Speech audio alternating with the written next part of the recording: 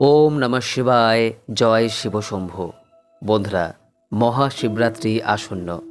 আমরা সকলেই এই দিনটির জন্য প্রতীক্ষা করে থাকি।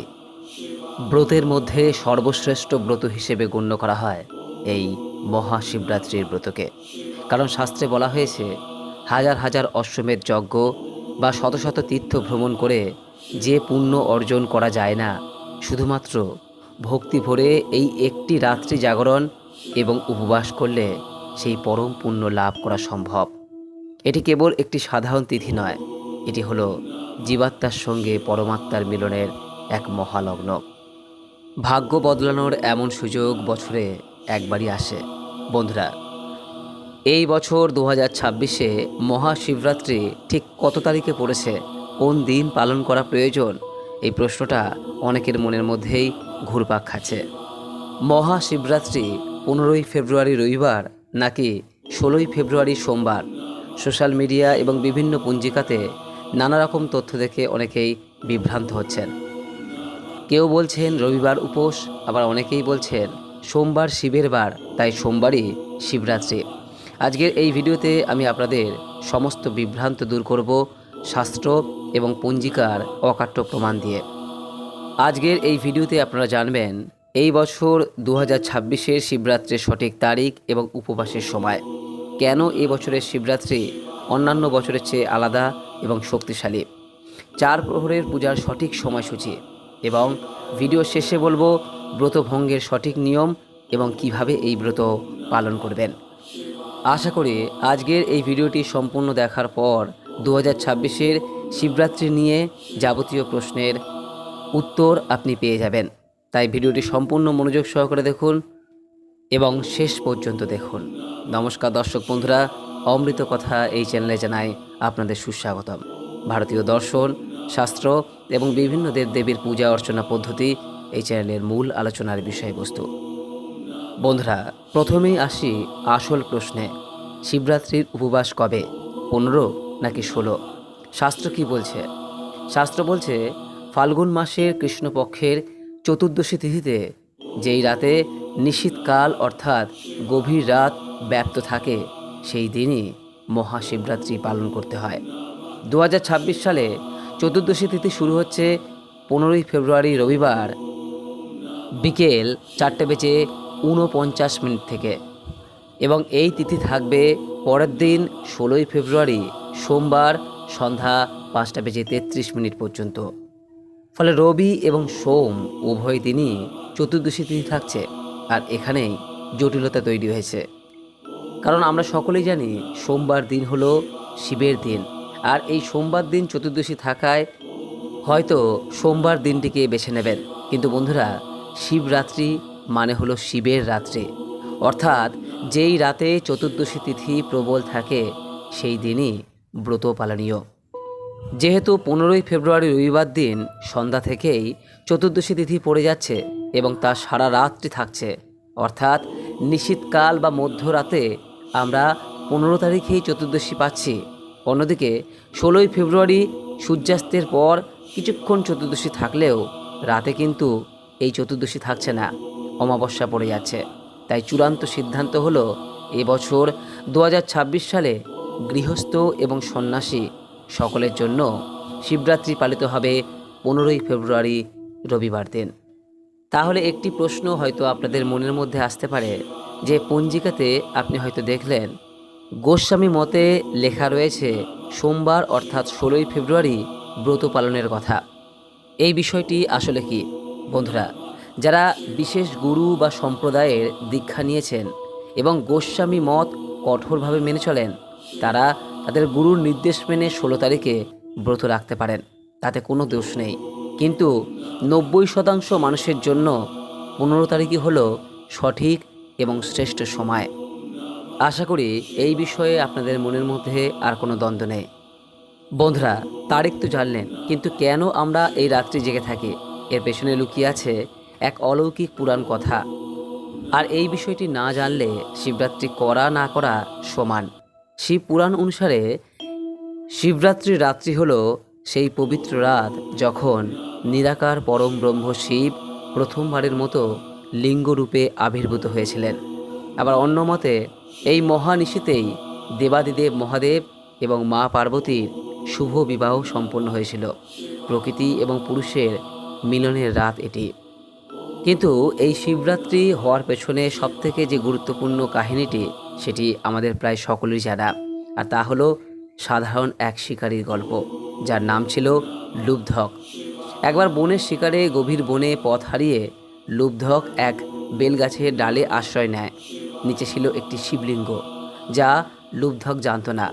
সারা রাত না খেয়ে না ঘুমিয়ে নিজের অজান্তেই শিকারের অপেক্ষায় সে বেলপাতা ছিঁড়ে নিচে ফেলতে থাকে, আর সেই পাতা গিয়ে পড়ে সোজা শিবলিঙ্গের মাথায়।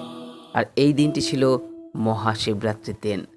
লুব্ধকের অজান্তেই করা সেই উপবাস এবং বেলপাতা অর্পণে মহাদেব এতটাই প্রসন্ন হয়েছিলেন যে মৃত্যুর পর যমরাজ তাকে স্পর্শ করতে পারেননি। সে সোজা শিবলোকে স্থান পেয়েছিল।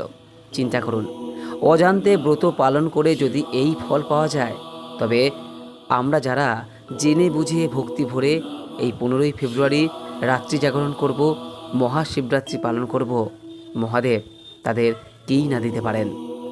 বন্ধুরা, এখন আসছে ভিডিওর সবথেকে গুরুত্বপূর্ণ অংশে। মহাশিবরাত্রির প্রধান অঙ্গ হলো 4 প্রহরের পূজা। সন্ধ্যা থেকে ভোর পর্যন্ত এই 4টি পূজা ধাপে ধাপে করা হয়ে থাকে। প্রতিটি প্রহরের আলাদা মন্ত্র এবং আলাদা অভিষেক দ্রব্য আছে। দয়া করে এই সময়গুলি অবশ্যই নোট করে রাখুন। প্রথম প্রহর সন্ধ্যা 6টা থেকে রাত্রি 9টা পর্যন্ত সময়। এই সময় মহাদেবকে ঈশান রূপে পুজো করা হয়। কাঁচা দুধ দিয়ে শিবলিঙ্গ স্নান করানো হয়। দুধ হলো সাত্ত্বিকতার প্রতীক, তাই অবশ্যই এই সময়ে দুধ নিবেদন করুন। এই প্রহরে পদ্ম ফুল বা যে কোনো সাদা ফুল দেওয়া শ্রেষ্ঠ। এই সময়ের মন্ত্র হলো ওম শ্রীং ঈশানায় নমঃ। এরপর দ্বিতীয় প্রহর, অর্থাৎ রাত্রি 9টা থেকে রাত্রি 12টা পর্যন্ত সময়। এই সময় তিনি অঘোর রূপ ধারণ করেন।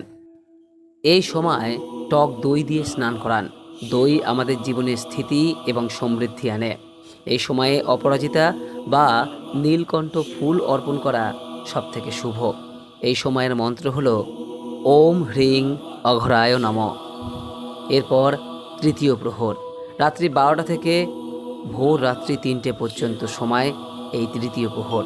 এই সময় মহাদেব বামদেব রূপে পূজিত হন। এটি শিবরাত্রির সবথেকে শক্তিশালী সময়। এই সময়ে গরুর খাঁটি ঘি দিয়ে অভিষেক করান। ঘি আমাদের জ্ঞান ও মোক্ষ দান করে।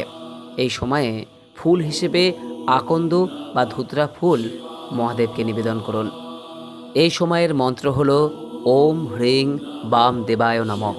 এরপর চতুর্থ প্রহর, রাত্রি 3টে থেকে ভোর 6টা পর্যন্ত সময়। এটি হলো সদ্যজাত রূপ, অর্থাৎ ভোরের স্নিগ্ধতা। মধু এবং আখের রস দিয়ে এই সময় স্নান করান। এটি জীবনের মিষ্টতা ও আনন্দ ফিরিয়ে আনে। এই সময়ের মন্ত্র হল ওম হ্রিং সদ্যজাতায় নমঃ। বন্ধুরা, মনে রাখবেন, যদি আপনি 4 প্রহরে আলাদা আলাদা উপকরণ সংগ্রহ করতে না পারেন, তবে শুধুমাত্র গঙ্গা জল এবং বেলপাতা দিয়ে ভক্তি ভরে 4 বার পুজো করলেও মহাদেব সমান তুষ্ট হন, কারণ তিনি আশুতোষ, অল্পতেই সন্তুষ্ট। বন্ধুরা, ব্রত তো করবেন, কিন্তু অজান্তে এমন কিছু ভুল করবেন না যাতে মহাদেব রুষ্ট হন। এই দিন ভুলেও শিবলিঙ্গে তুলসী পাতা অর্পণ করবেন না। শিব পূজায় কেতকী ফুল বা কেয়া ফুল সম্পূর্ণ নিষিদ্ধ। শিবলিঙ্গ হলো পুরুষ তত্ত্ব, তাই শিবলিঙ্গে কখনোই হলুদ বা কুমকুম দেবেন না। চন্দন হলো ভগবান শিবের অলঙ্কার। শিব পূজায় শঙ্খ বাজানো বা শঙ্খের জল ব্যবহার করাও নিষিদ্ধ। আর যারা নির্জলা উপবাস রাখতে পারবেন না, তারা ফল, দুধ বা সাবুদানা খেয়ে ব্রত পালন করতে পারবেন, কিন্তু নুন বা গম জাতীয় খাবার 15 তারিখ সূর্যোদয় থেকে 16 তারিখ সকাল পর্যন্ত একদম মুখে তুলবেন না। এইবার ভিডিও শেষে আসি পারণের কথায়। আপনি সারা রাত জাগলেন কিন্তু সঠিক সময়ে ব্রত ভাঙলেন না, তাহলে কিন্তু ব্রতের ফল সম্পূর্ণ হয় না। যেহেতু আমরা 15ই ফেব্রুয়ারি রবিবার দিন উপোস করছি, তাই আমাদের ব্রত ভাঙতে হবে বা পালন করতে হবে 16ই ফেব্রুয়ারি সোমবার দিন সকালে। পালনের শুভ সময় হলো 16ই ফেব্রুয়ারি সূর্যোদয়ের পর থেকে সকাল 10টার মধ্যে ব্রতভঙ্গের যে কোনো সময় পালনের শ্রেষ্ঠ সময়। পালনের দিন অর্থাৎ সোমবার স্নান সেরে মহাদেবকে প্রণাম করে ব্রাহ্মণকে বা কোনো গরিব মানুষকে সামান্য কিছু দান করে তবেই মুখে অন্ন গ্রহণ করুন। মনে রাখবেন, দান ছাড়া যজ্ঞ বা ব্রত কোনোটাই পূর্ণ হয় না। বন্ধুরা, এবার আসি একটি গুরুত্বপূর্ণ প্রশ্নে, জানিয়ে হয়তো অনেকেই চিন্তায় থাকবেন। পঞ্জিকায় দেখলেন যে 16 তারিখ ফেব্রুয়ারি সোমবার দিন বিকেল 5টা 33 পর্যন্ত চতুর্দশী তিথি থাকছে। অনেকেই প্রশ্ন জাগে যে তাহলে কি আমরা বিকেল 5টার পর ব্রত ভাঙব বা পালন করব? চতুর্দশী তিথি থাকতে থাকতে কি খাওয়া উচিত হবে? এর উত্তর হলো না, একদমই না। আপনারা ভুলেও বিকেল পর্যন্ত অপেক্ষা করবেন না। কেন? শিবরাত্রির ব্রত হলো মূলত রাত্রি প্রধান ব্রত, অর্থাৎ আপনাদের মূল কাজ হলো শিবরাত্রির রাতে উপবাস এবং জাগরণ করা। যখনই পরের দিন সূর্যোদয় হয়ে যাচ্ছে, আমাদের ব্রতের মূল সময়সীমা পূর্ণ হয়ে যাচ্ছে। শাস্ত্র মতে সূর্যোদয়ের পর এবং চতুর্দশী তিথি শেষ হওয়ার আগেই পারণ বা ব্রত ভঙ্গ করা শ্রেষ্ঠ সময়। অর্থাৎ সোমবার বিকেল 5টা 33 চতুর্দশী তিথি ছাড়ছে, তার মানে এই নয় যে আপনাকে ততক্ষণ না খেয়ে থাকতে হবে, বরং নিয়ম হলো চতুর্দশী থাকতে থাকতেই সকালেই ব্রত ভঙ্গ করা। তাই আপনারা নিশ্চিন্তে সোমবার সকালের মধ্যে সকাল 10টার আগে স্নান সেরে মহাদেবকে প্রণাম করে অন্ন গ্রহণ করুন। আশা করি বিষয়টি আপনাদের কাছে পরিষ্কার হলো। বন্ধুরা, মহাশিবরাত্রির এই যে রাত্রি জাগরণ, এটা কিন্তু শুধু ধর্মীয় বিষয় নয়, এর পেছনে একটি গভীর বৈজ্ঞানিক দিকও লুকিয়ে রয়েছে, যা জানলে আপনারা অবাক হবেন। আপনি কি মহাশিবরাত্রির এই বৈজ্ঞানিক কারণ বিষয়ে জানতে চান? তাহলে নিচের কমেন্ট বক্সে অবশ্যই জানাবেন। আমি কথা দিচ্ছি, যদি আপনারা বেশি সংখ্যায় এই বিষয়ে কমেন্ট করে জানান, তবে আমি খুব শীঘ্রই একটি ভিডিওতে এই গোপন রহস্য উদ্ঘাটন করব। বন্ধুরা, মহাশিবরাত্রি কেবল একটি উপবাস নয়, এটি হলো আত্মশুদ্ধির একটি প্রক্রিয়া। সারা বছর আমরা সংসারের মায়ায় জড়িয়ে থাকি, অন্তত এই একটি রাত্রি জাগরণ করে দেখুন, মনের ভেতরে জমে থাকা সমস্ত অন্ধকার দূর হয়ে যাবে। আশা করি আজকের এই বিস্তারিত আলোচনার পর তারিখ এবং সময় নিয়ে আপনাদের কোনো সংশয় নেই। আপনারা কে কে এই 15ই ফেব্রুয়ারি উপবাস করছেন এবং কোন মন্দির বা বাড়িতে পূজা দেবেন তা অবশ্যই জানাবেন। দেবাদিদেব মহাদেবের নাম নিয়ে কমেন্ট বক্সে ভরিয়ে দিন। লিখুন হর হর মহাদেব, জয় শিব শম্ভু, ওম নমঃ শিবায়। দেখা হচ্ছে পরের ভিডিওতে। সবাই ভালো থাকুন, সুস্থ থাকুন। নমস্কার, ধন্যবাদ। ঈশ্বর আপনার মঙ্গল করুক। জয় শিব শম্ভু।